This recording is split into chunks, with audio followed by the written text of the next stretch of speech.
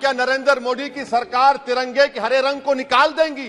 क्या हरा रंग मुसलमानों का है? क्या नरेंद्र मोदी की सरकार खरबूजे पर पाबंदी आयद कर देगी और देश की जनता से कहेगी कि नागपुर में आपके हेड ऑफिस में उगा हुआ सिर्फ संतरा खाया जाएगा?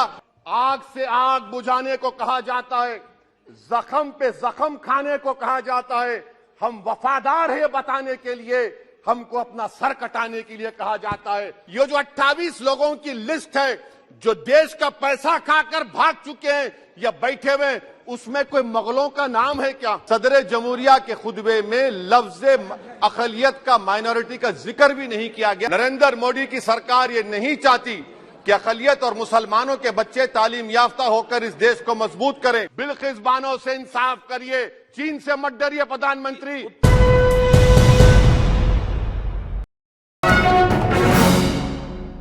सर, मैं सदर जमहूरिया के खुतबे की मुखालिफत में खड़ा हुआ हूं।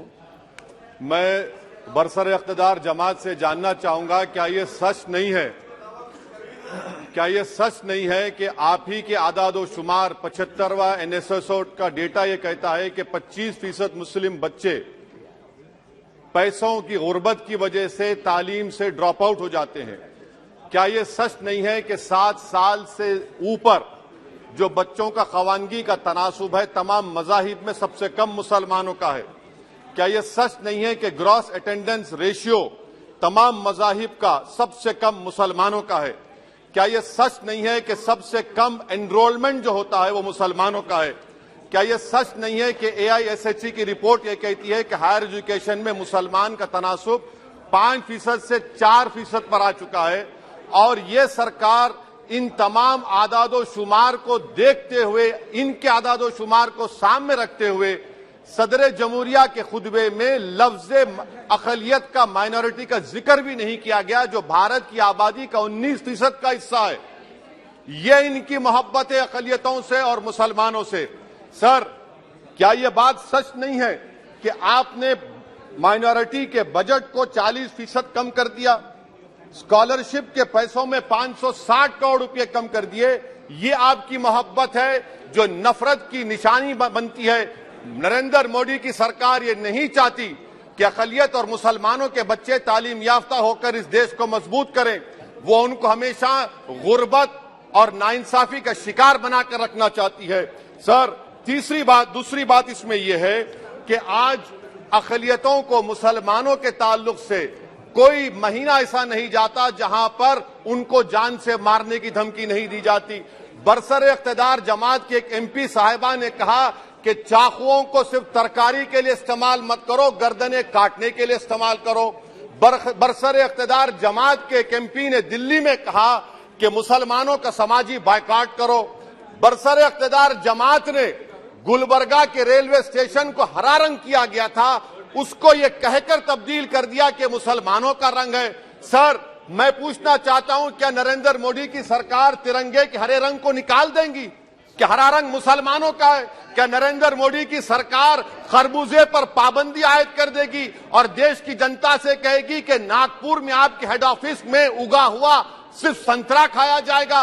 सर, नारी शक्ति की आप बात करते हैं तो बिल्किस बानो अगर मुसलमान नहीं होती तो बिल्किस बानो को इंसाफ मिल जाता।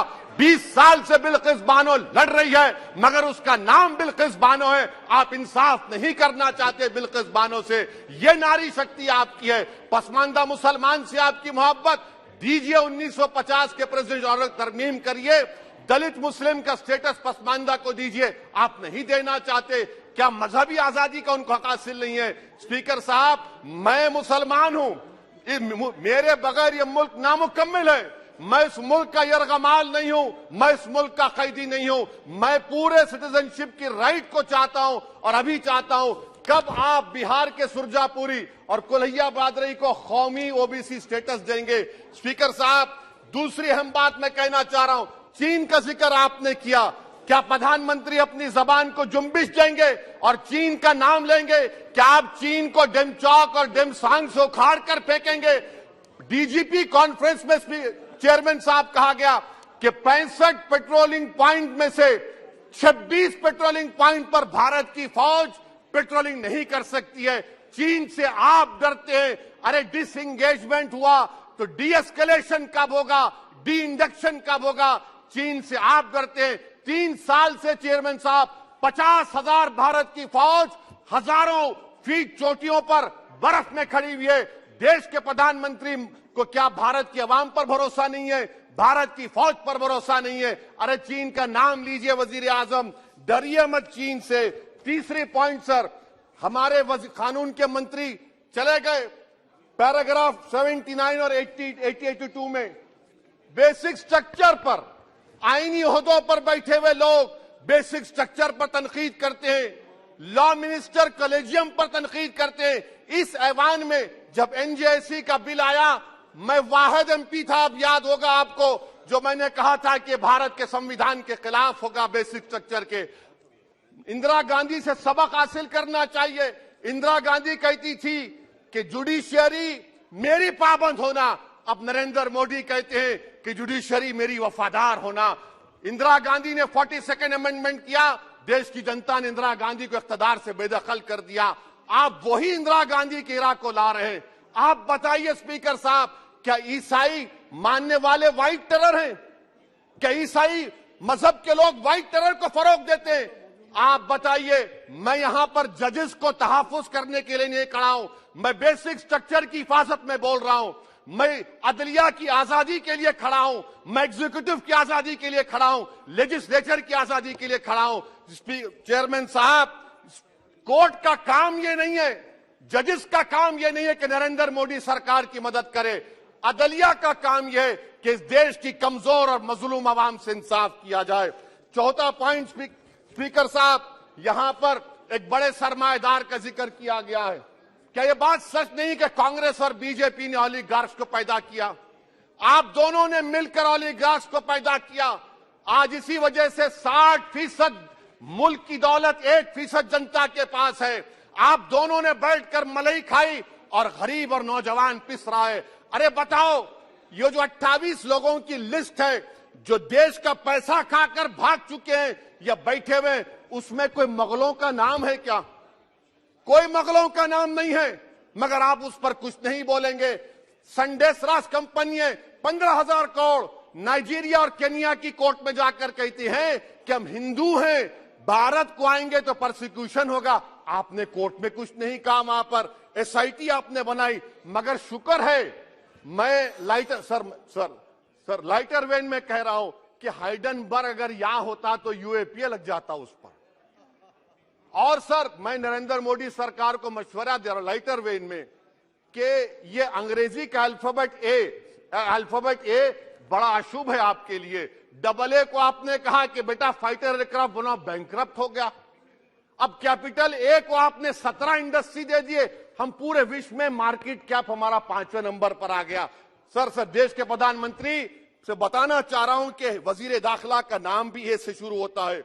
मैं खत्म कर रहा हूं। मैं स्पीकर चेयरमैन साहब, मैं सरकार से पूछना चाह रहा हूं कि क्या जनवरी 2024 और फरवरी में क्या ये सरकार थर्मो न्यूक्लियर ब्लास्ट करने जा रही है?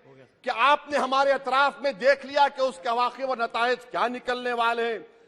चेयरमैन साहब, मैं आपको बता रहा हूं कि चीन के बारे में क्या हमको बीबीसी की की रिपोर्टिंग की जरूरत पड़ेगी, जिस तरह 2002 गुजरात के बारे में कहा गया। स्पीकर साहब, अकलियतों के बारे में, मुसलमानों के बारे में एक शायर ने कहा था, आग से आग बुझाने को कहा जाता है, जख्म पे जख्म खाने को कहा जाता है। हम वफादार है बताने के लिए, हमको अपना सर कटाने के लिए कहा जाता है। सर, देश के प्रधानमंत्री पूरे फॉरेन टूर में जाते हैं, वहां पर गांधी का नाम लेते हैं। मुझे अप्रीहेंशन, खदशा इस बात का है कि इस देश में 2 बाबा कौम हो जाएंगे, एक सावरकर होगा और एक सौतेला बाबा कौम। कहीं आप महात्मा गांधी को ना बना दे। तो मैं खत्म कर रहा हूं सर। इसीलिए मैं आपके जरिए से हुकूमत से मुतालबा करता हूं कि प्लेसेस ऑफ वर्शिप एक्ट को डिस्टर्ब ना किया जाए, मुसलमानों का अक़लियतों का बजट बढ़ाया जाए, बिल्किस बानो से इंसाफ करिए, चीन से मत डरिए प्रधानमंत्री, चीन को काट पर फेंकिए। शुक्रिया सर।